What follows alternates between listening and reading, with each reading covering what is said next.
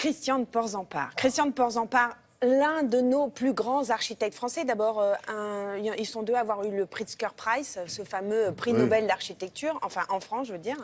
Et voilà, Christian de Porzampar, il a construit partout dans le monde. C'est, je sais pas, New York, Paris, toutes les villes de province aussi ont un bâtiment Christian de Porzampar. Et là, il a sorti dernièrement un livre dédié à ses dessins. Donc, évidemment, ses propres dessins. Parce qu'il dit... Ça s'appelle Les dessins et les jours, ce livre. Et il dit à chaque fois que... non, il dit... Il dit quoi, alors?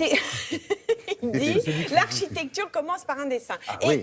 il m'a raconté que, en fait, à chaque fois qu'il a un projet de concours ou qu'il a une inspiration pour un dessin, ou même qu'il se balade, il dessine. Ouais. Dessiner, c'est comme écrire ou c'est comme parler avec des gens. Voilà. Et quand il est revenu, quand il a décidé de faire ce livre de dessin, il est revenu un petit peu sur toute sa carrière, quelque part, et il s'est rappelé exactement les bâtiments à travers le dessin. Il dit, je m'en souviens encore mieux que dans tout ce que j'ai pu écrire dessus ou ce qu'on a pu écrire dessus. Et ben voilà, c'était une rencontre merveilleuse. C'est quelqu'un qui est fantastique, qui a dessiné le plus grand bâtiment du monde. J'ai été, comme ça, comme d'habitude, un petit peu... Un peu ému. Voilà, c'est ça. Admiratif. Oui, c'est d'ailleurs pour ça que vous faites ce boulot, je vous remarque. Oui, c'est ça, c'est vrai. Allez, on y va. On regarde.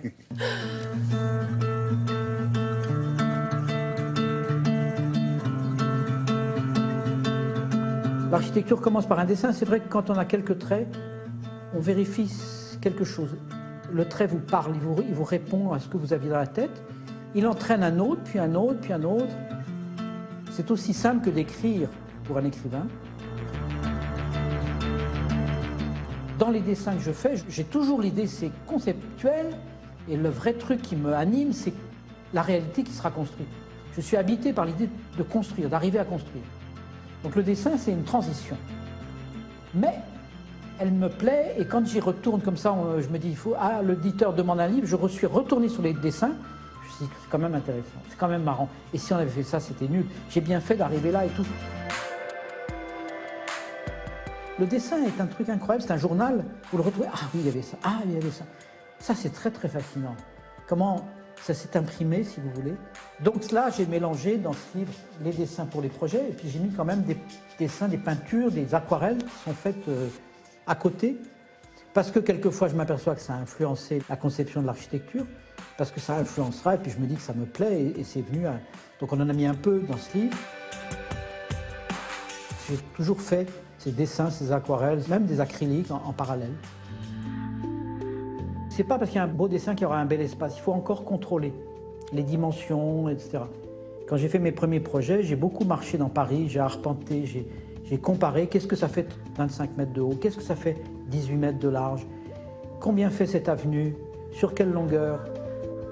C'est très important parce qu'on peut avoir une bonne idée, mais il faut aussi qu'il y ait cette vérité de la dimension du corps humain dans l'espace. Et il y a une variété de bâtiments et de matériaux dans ce que j'ai fait, parce que je suis très attentif au site. Si je suis à New York, ou à Rio, ou à Berlin, et à Casa, ben voilà, des endroits très différents au point de vue climat, au point de vue économie. Et c'est présent dans les premiers dessins. Le dessiner est une méditation magnifique. On regarde, et si on n'est pas bon, on va regarder pendant 1 heure la même chose. Vous savez, ça rentre comme une immense transformation. Et petit à petit, on dessine mieux, on ose regarder ses dessins, et on s'en souvient de ses dessins. Il peint, alors? Il pourrait peindre? Mais il peint. Oui, Il fait mais il expose ou pas? Mais il n'ose pas. Si. Dans son bureau.